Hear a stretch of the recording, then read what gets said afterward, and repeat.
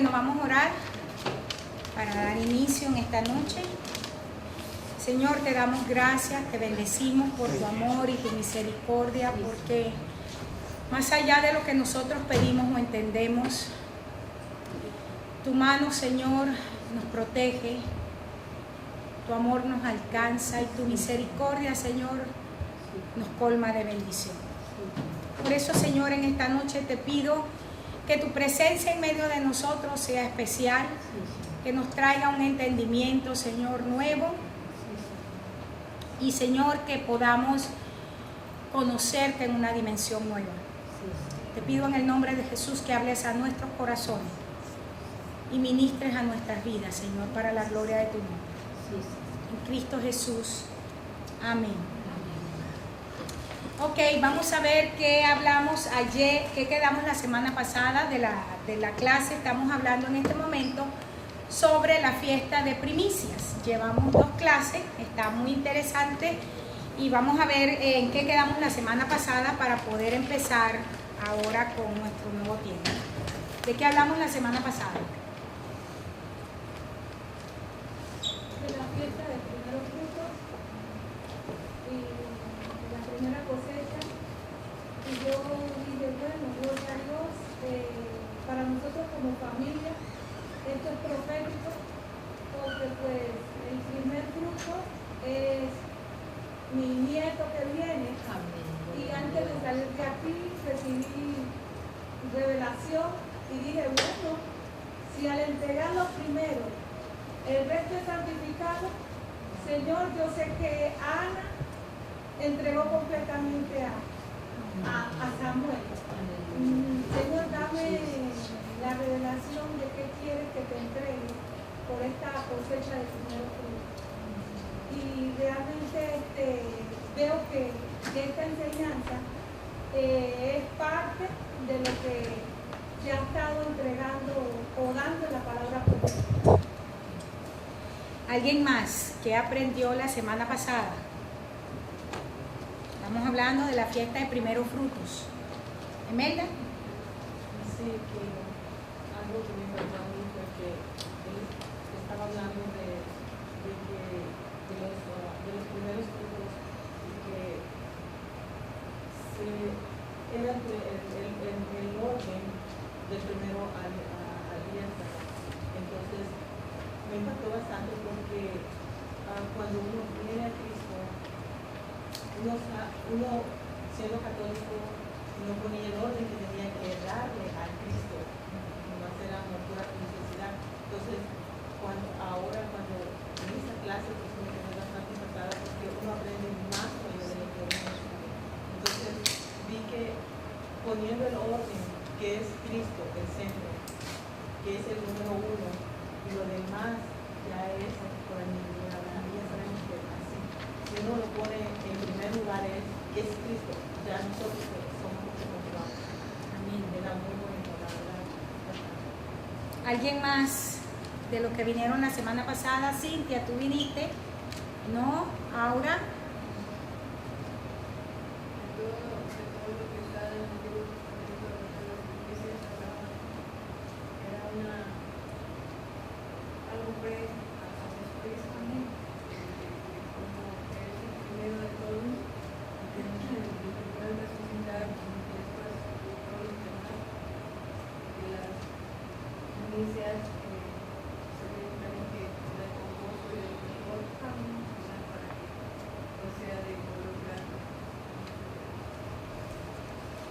Habíamos hablado que la fiesta de primicias nos habla específicamente de la resurrección de Cristo, ¿verdad? Y es muy importante que nosotros tengamos esto en cuenta.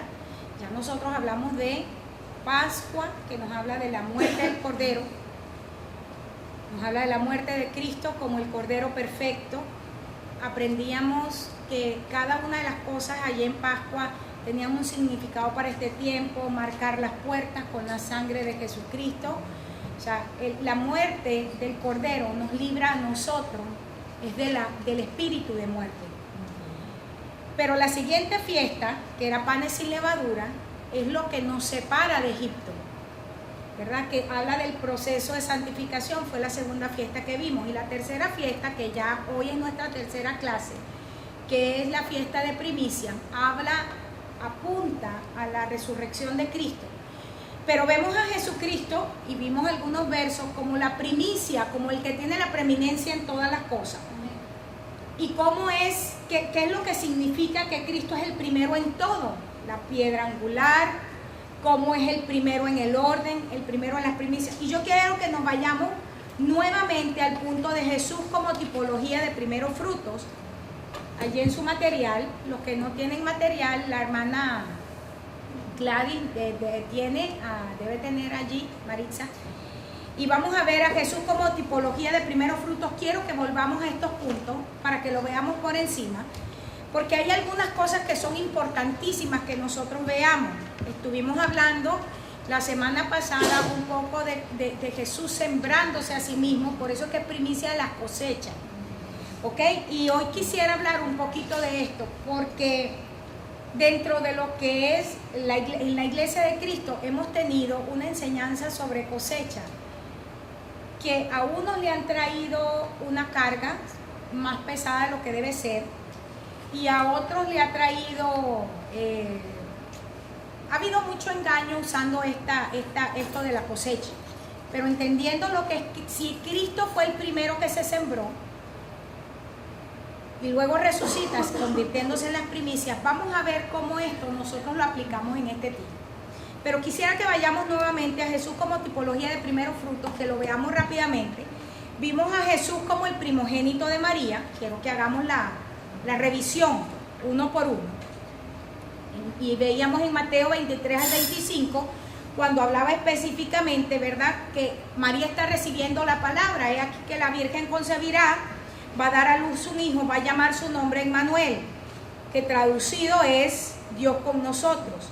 Y en el verso 25 dice que ella no conoció varón hasta que dio a luz a su hijo primogénito. Primogénito habla de primero. Entonces fue el primogénito de María, pero también es el primogénito del Padre, el primer hijo del Padre. Hablábamos de que el ministerio de Jesús era traer muchos hijos al Padre. Y encontramos en Hebreos 1:5 y luego del 1:5 y 6 dice: porque a cuál de los ángeles dijo Dios jamás, mi hijo eres tú, yo te he engendrado hoy, y otra vez yo seré al Padre y él me será a mí por hijo. Y otra vez cuando introduce al primogénito en el mundo, está hablando de Jesús como el primogénito del Padre, era el primer hijo del Padre. Yo hablaba un poco de esto y decía, porque esto es importante, porque cuando Jesús muere y está hablando antes de morir, hablando con sus discípulos, le dijo: la obra mía es que muchos hijos vengan al Padre. Por eso es que Él es el primogénito del Padre. Hoy nosotros, a través del pacto, la sangre derramada en el pacto cambió los nombres. Él recibe el nombre de Hijo del Hombre y nosotros recibimos el nombre de hijos de Dios.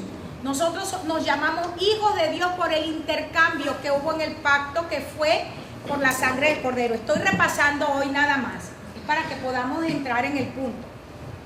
Vimos también a Jesús como el primogénito en la creación. Colosenses 1:15 dice que Él es la imagen del Dios invisible, el primogénito de toda creación. Esto también es sumamente importante. ¿Por qué? Porque Génesis 1 dice que en el principio creó Dios los cielos y la tierra. En Juan capítulo 1 también dice que en el principio era el verbo era con Dios y el verbo era Dios. Y el apóstol Pablo nos dice luego en el libro de Colosenses que en Él y para Él fueron hechas todas las cosas. Jesús es el primogénito de la creación. Por eso dice también Apocalipsis que Él es el principio y el fin. O sea, en Él se abarca todo. Entonces llevamos tres cosas, estoy repasando. Primogénito de María. María no conoció varón ni tuvo más hijos, hasta que no nació Jesús, no conoció a José, y después de Jesús tuvo los otros hijos. Segundo, primogénito del Padre. Hebreos nos lo dice. habla de él como el primogénito y el primogénito de la creación. Estoy repasando, vuelvo a decir, 4 primogénitos de entre los muertos. Aquí algunas personas dicen, no, un momentico, Lázaro no resucitó primero, pero resucitó en Cristo. Vamos a ver aquí en Apocalipsis 1:5 dice claramente, y de Jesucristo el testigo fiel, el primogénito de entre los muertos. El apóstol Juan claramente está calificando a Jesús como el primero que resucita de entre los muertos. Y luego en Colosenses 1:18, todo eso lo tienen en su material, estamos en Jesús como tipología de los primeros frutos. Vayan allá a su guía, Jesús como tipología de los primeros frutos. Estoy repasando, está bien el punto 4. Colosenses 1:18 dice, y Él es la cabeza del cuerpo, que es la iglesia. Él, que es el principio, el primogénito de entre los muertos. Nuevamente, primero Juan, ahí en el libro de Apocalipsis, dice que es primogénito de los muertos. Pablo también dice que es primogénito entre los muertos. También vimos que es el primogénito de muchos hermanos. Está relacionada con el 2, porque claramente dice Romanos 8:29, porque a los que antes conoció, también los predestinó para que fuesen hechos conforme a la imagen de su Hijo. Fíjense que aquí está utilizando la palabra Hijo, el primogénito, el Hijo primogénito del Padre.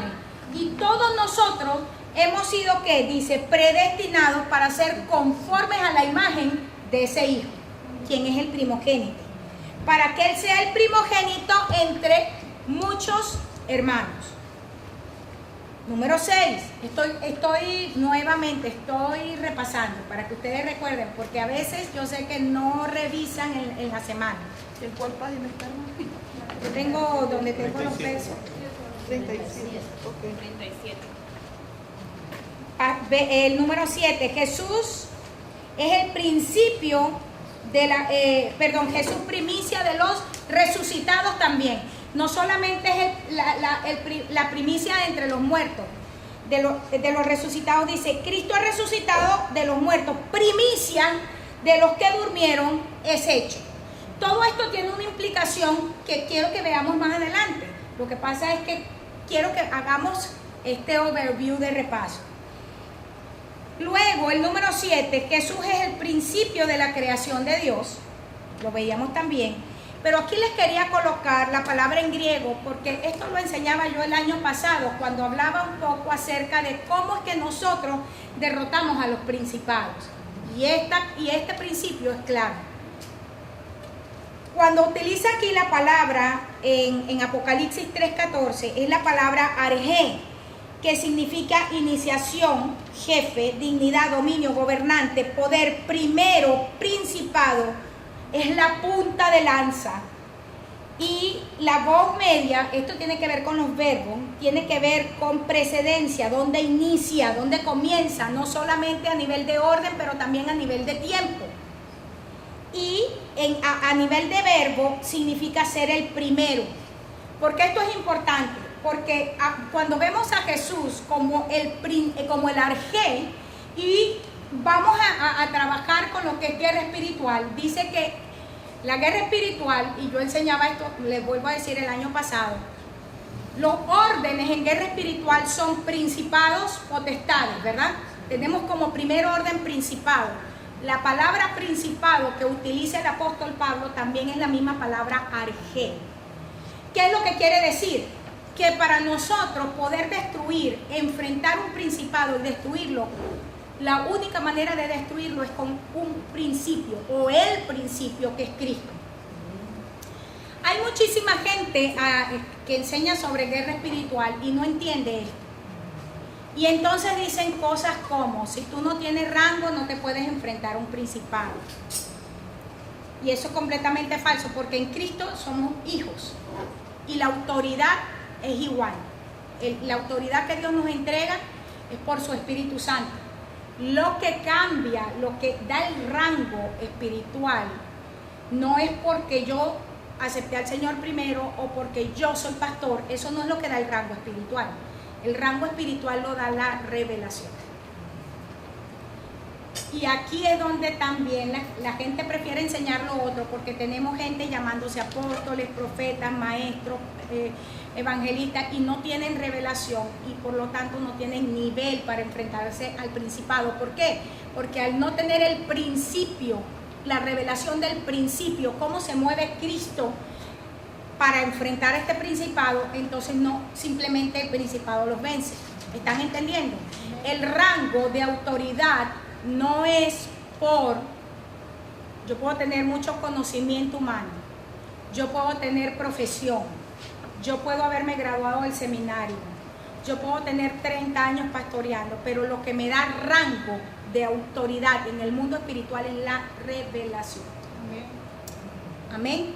Entonces, por eso es que nosotros nos encontramos en el cuerpo de Cristo, gente con posición derrotada y gente que aparentemente no tiene posición y en victoria. Pero a causa de esto mismo, encontramos entonces la razón por la cual el ataque primordial tiene que ver con rebelión. La autoridad se entrega por revelación. Y cuando tú no te sujetas al que tiene revelación, eres vencido. Porque es por revelación. Entiendan esto. Esto es sumamente importante. Cuando decimos entonces que Jesús es el principio de la creación, tiene que venir a nuestras vidas un entendimiento. Y quiero que lo unan con que yo he enseñado en muchas oportunidades cuando hablamos de que la verdad que conoces es la verdad que te hace libre. Y se enseñó y se ha enseñado y se sigue enseñando que es suficiente con que tú recibas a Cristo para ser libre. Cuando tú llegas a Cristo, que le estás reconociendo a Él como Salvador, ese es un aspecto de Cristo. Pero Cristo tiene muchos aspectos. Él es Salvador, Él es Redentor, Él es Señor, Él es Rey, Él es Proveedor, Él es Sanador. Solo en el Antiguo Testamento hay 70 nombres de Dios. En el Nuevo Testamento lo vemos como la puerta, lo vemos como el camino, lo vemos como la verdad, lo vemos como la vida. Cada nombre de Jesús es una revelación de quién es Él.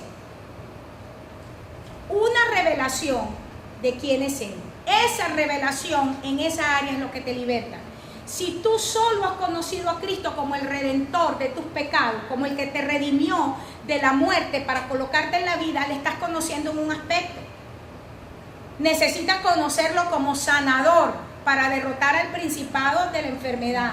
Necesitas reconocerlo o conocerlo como la vida para derrotar al espíritu de muerte. Así, ¿me estás entendiendo? Y cada uno de esos es por revelación. Si tú no tienes una revelación de Cristo como provisión, simple y llanamente tú eres derrotado en esa área. Porque no tienes una revelación de Cristo como provisión. Y hoy voy a hablar justamente de la cosecha, que es uno de estos aspectos de Cristo, específicamente en el área de lo que es fiesta de primicia.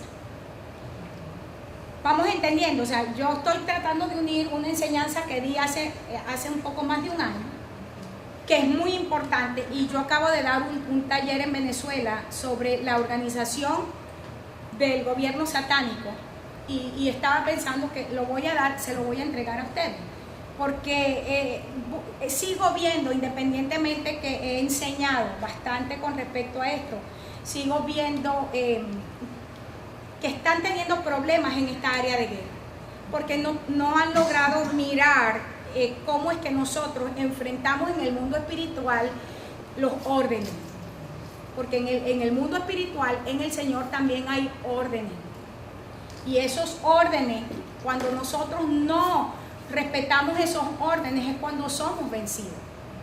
¿Ok? Hablábamos de Jesús como el preeminente, Él es el primero en todo, y yo les daba el ejemplo con la piedra angular. Les decía, ¿qué significa la piedra angular? Es esa piedra modelo, por eso dice que Él es la piedra angular. Y según la piedra angular, todos los demás somos moldeados. Pero siendo Él la piedra angular, es decir, la primera piedra que fue tratada, cortada y tratada, no es la primera piedra que se colocó. sino es la última que va a ser colocada porque Él es cabeza.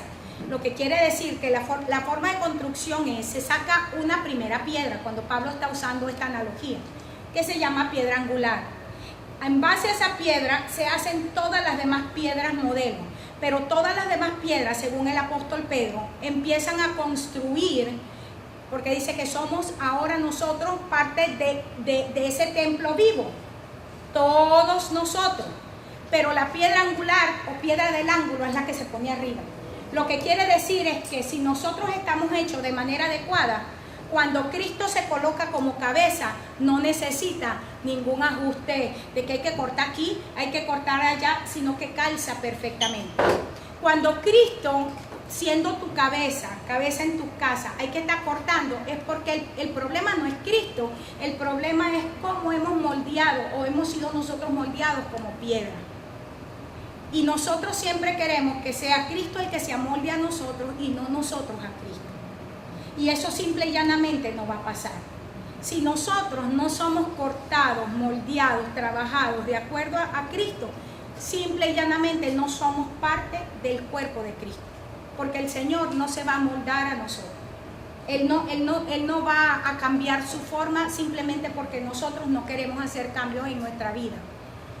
Y no importa cuál sea tu teología, lo que te enseñaron, lo que a ti te parece que debe sonar bien, bíblicamente hablando, ese mismo pasaje, que de hecho lo prediqué el año pasado, el pasaje en el contexto dice que la piedra angular que fue desechada, esa piedra de ángulo que fue desechada por los hombres, que los edificadores desecharon, es la que se convierte en piedra de tropiezo que hace tropezar.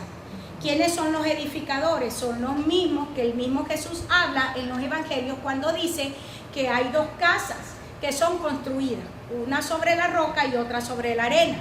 La casa que es construida sobre la roca, esos edificadores, ¿qué es lo que hacen? Toman a Cristo como la roca, como el modelo, y empiezan a edificar la casa. La casa, ¿quién es? Mi vida.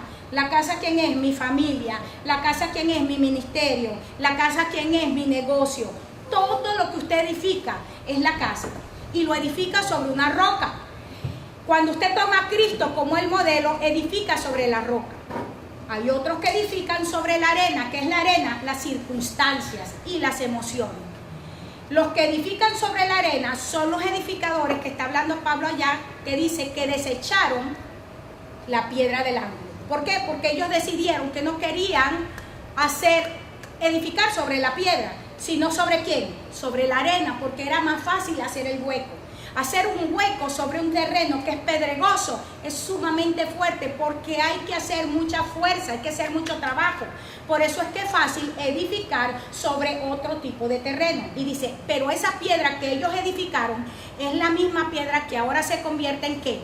En la piedra que los hace tropezar. ¿Por qué se hace tan duro esto? Porque en cada área de tu vida donde tú desechas a Cristo como la roca para edificar, es un área donde tú vas a tropezar. Pero es un área donde tú vas a tropezar porque el mismo Señor, la misma palabra, se convierte en piedra de tropezadero. Es lo que dice ahí el apóstol. Esto es terrible en un sentido. ¿Por qué? Por eso el mismo Jesús, hablándole a sus discípulos, cuando le hablaba de lo que era el cuerpo y la sangre, le decía, ojalá ninguno de ustedes encuentre tropiezo donde en esta palabra. Porque la palabra es la que viene y te hace tropezar cuando tú la desechas, cuando tú dices, eso no es así, yo no la voy a tomar para mi vida, porque simple y llanamente quieren tomar esa palabra pueden poner lo que quieren. Yo siempre, bueno, de hace cierto tiempo para acá, porque anteriormente yo tenía un modelo pastoral, muy parecido al modelo pastoral que casi todo el mundo conoce, y era que yo me esforzaba para que la gente entendiera que tenía que caminar de cierta manera. A lo largo del tiempo, de los años, después de tantos años de pastorear, he entendido que si la palabra no produce en ti arrepentimiento y conversión, yo no lo puedo hacer. Porque eso no es un trabajo mío. El trabajo del Espíritu Santo es convencerte de pecado, de justicia y de juicio. No es el trabajo del pastor. El trabajo mío es entregarte una palabra. El trabajo del Espíritu Santo es que usa esa palabra para traer convicción a tu vida. Y si el Espíritu Santo no te convence, ¿cómo crees tú que yo te voy a convencer? Hace varios días unas cuantas semanas atrás, yo colocaba en Facebook una nota y decía, cuando tú corriges al necio, ¿qué pasa? Se hace tu enemigo. ¿Cómo tú sabes que alguien es necio con la corrección? Porque se hace tu enemigo. Porque toma ofensa. Pero cuando tú corriges al sabio, ¿qué es lo que dice Proverbio? Que haya más sabiduría. Cuando tú corriges al sabio, el fruto es que crece en sabiduría. Pero el necio se hace tu enemigo. ¿Por qué? Porque no tiene la capacidad de entender lo que Dios está haciendo, lo que Dios está diciendo. ¿Por qué lo estoy diciendo? Porque volvemos aquí. Si nosotros no permitimos, o sea, si nosotros desechamos la piedra no son los pastores, la piedra no son los profetas, o sea, esa piedra angular no son los apóstoles, la piedra angular es Cristo, y sobre esa roca es que nosotros edificamos. Vuelvo a decir, cuando tú desechas es a Cristo. Veamos el ejemplo en el Antiguo Testamento, cuando Samuel, adolorido, dice, porque el pueblo quería rey que gobernara sobre ellos, y la frase que ellos utilizaron fue, igual que las naciones de la tierra tienen reyes, nosotros queremos a alguien que nos gobierne. Y Samuel les dice, pero si nuestro rey es el Señor, ¿por qué ustedes quieren que gobierne un rey sobre ustedes a la manera del mundo? Eso es un liderazgo que te dice a ti qué vas a hacer y qué no vas a hacer. Entonces, él viene al Señor y le dice, Señor, me están desechando. ¿Por qué Samuel pensó que lo estaban desechando? Porque Samuel era el juez. Samuel era el hombre que Dios utilizaba para hablar a través de él y que el pueblo caminara. Y Dios le dijo, Samuel, a ti no te están desechando. Me están desechando es a mí. Entonces, cuando desechamos la palabra, no desechamos ni al pastor, ni a la congregación, desechamos es a Cristo. Y esa palabra que desechamos es la que se convierte en una piedra que nos hace tropezar. Y ahí está gran parte de la iglesia en este momento. Mejor dicho, muchos cristianos, porque la iglesia de Cristo, me gusta decir esto, la verdadera iglesia de Cristo en todas partes del mundo está caminando dignamente. Es una iglesia que no se ha contaminado con las fornicaciones, adoración a Baales. La verdadera iglesia de Cristo, que se encuentra dispersa en todas partes del mundo, es una iglesia que se mantiene, o sea, amando a su Señor, digna para su Señor.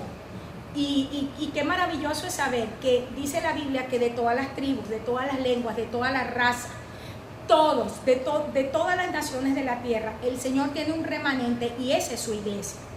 Ahora, lo que nosotros conocemos como una institución eclesiástica es la que ha doblado sus rodillas delante de los Baales porque ama más la doctrina de los hombres, porque ama más el caminar en su propio entendimiento que en lo que el Espíritu de Dios está haciendo.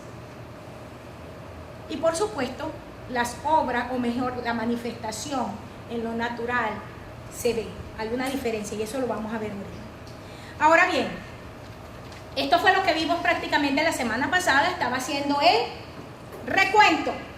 ¿Ok? Si me metiste el mío, sí, porque fue que yo hice algo nuevo. No. Los primeros frutos. Ok, dice en 1 Corintios 15:20, el Señor Jesús resucitó como primicia de los hijos de Dios. Ya lo vimos. Y quiero que veamos ahora en detalle. Dice, mas ahora Cristo ha resucitado de los muertos, primicia de los que durmieron es hecho. Esto es importante. Dice que es la primicia de entre los muertos. Pablo, quiero que vean esto, porque la mayoría de nosotros solamente piensa en los muertos que están sin Cristo, sin conocimiento de Dios. Y ese es un aspecto. Cuando no tenemos al Señor, cuando no conocemos a Cristo, estamos muertos en nuestros delitos y pecados. Pero quiero que entiendas algo. Quien nos salvó de los delitos y pecados y nos pasa de la muerte a la vida fue el Cordero Pascual. Entonces de este no está hablando aquí. Cuando está diciendo aquí que Cristo es primicia de los que duermen, porque Cristo fue a la muerte siendo ¿qué? ¿Siendo qué, hermanos? ¿Jesucristo murió como pecador? No, ¿verdad? Porque aunque fue tentado en todo, no pecó jamás. Eso es la diferencia con el Señor. Cuando Pablo está hablando aquí de que es primicia de entre los muertos, de los que durmieron, no está hablando de los que están muertos en delitos y pecados, porque ese fue el Cordero Pascual. Vuelvo a repetir, no quiero que se confundan. Está hablando aquí de otros muertos. Vuelvo a repetir para que estén claros. Enfóquense todo el mundo aquí, porque esto es una enseñanza para 99% de ustedes nuevos. El Cordero de Pascua, que es Cristo como nuestra Pascua, nos libró ¿de qué? Del pecado y de la muerte. Primera fiesta que estudiamos. Esta es la tercera fiesta, que es fiesta de primicias. Entonces Pablo no está hablando aquí de lo primero, porque en el Señor nosotros no estamos un pasito para adelante y un pasito para atrás, ¿verdad que no? O sea, en el Señor todo es un paso hacia adelante. Los que andamos un pasito para atrás, otro para adelante, son la gente que es niña. Pero aquí la Biblia nos está hablando y nos está diciendo, mira cómo se camina. Aquí cuando Pablo dice que Jesús es primicia de los que durmieron, y entendemos que el Señor fue a la muerte como el primogénito de muchos hermanos, aquí entonces es lo que Pablo dice: despiértate tú que duermes y levántate de entre los muertos y te alumbrará Cristo. Le está hablando a la iglesia. Le está hablando a una iglesia cuyos sentidos espirituales se han adormecido y no perciben lo que el Señor está haciendo. Por eso el mismo apóstol Pablo, hablando de la muerte, dice que el cristiano no muere, sino que duerme, porque la muerte ya no tiene parte en nosotros. Cuando el cristiano le tiene miedo a la muerte es porque no tiene una revelación de Jesús como primicia. La mayoría de los cristianos le teme a la muerte física porque no tiene una revelación de Cristo como primicia, porque ya Cristo fue levantado en medio de los que duermen. Porque los cristianos no morimos, sino que cambiamos la condición de vida. Y hoy vamos a ver esto, y hoy voy a trabajar con ustedes la parte en lo que es recursos, porque esta es una revelación más profunda de lo que les estoy diciendo en este momento. Yo sé que lo que les estoy enseñando en este momento, usted dice que lo entiende, pero no, porque si alguno de ustedes le dijeran hoy, un médico que tiene 3 días de vida porque tiene una enfermedad terminal, se pone a chillar. Porque no entiende que dormimos, no morimos. El cristiano no muere. Por eso Pablo decía, ¿a dónde sirvo más? Si estoy aquí en la carne, hago esto y esto para Dios. Y si dejo de estar en la carne, yo sé la palabra y si me muero, sigo estando en el Señor. ¿Qué será mejor? Pablo tenía un dilema, que él no sabía qué era mejor, si estar en la carne o estar en el Espíritu, o sea, presente en el Señor. Decía, porque ambas cosas, como las estoy viviendo en Dios, son buenas. Pero a nosotros nos dicen que estamos enfermos con una enfermedad terminal y empezamos a llorar porque no tenemos esta revelación. Pero vamos a seguir, porque mi oración es que nosotros salgamos de aquí con una visión clara de esta fiesta, porque va a traer a nuestra vida liberación. Cuando la Biblia dice que el postrer enemigo a ser vencido es la muerte, es porque la muerte no es que va a ser vencida un día. Allá sí, lo dejamos cuando venga Cristo. No, es vencida cuando tengo la revelación de que Él es la vida, y como la vida vive en mí, dice Pablo, ¿dónde está, oh muerte, tu aguijón? O sea, ¿dónde está tu poder, muerte? Si vencida es la muerte en victoria, ¿en cuál victoria? En la muerte y la resurrección de Cristo. Pablo puede decir con tal convicción, muerte, ¿dónde es que está tu poder? Me hace reír, muerte, porque tu poder fue vencido en la victoria de Jesucristo. Amén. En el nombre de Jesús, nosotros al terminar el estudio de esta fiesta, nos vamos a ir sin temor a la muerte. Amén. Él es entonces el primogénito de los que durmieron, las primicias de los que durmieron, que es el caso nuestro. Vamos a seguir viendo. significan, como estamos hablando de primicias, primero en todo, estamos diciendo que es el primero de una serie. Y quiero que veamos ahora dormir en dos niveles.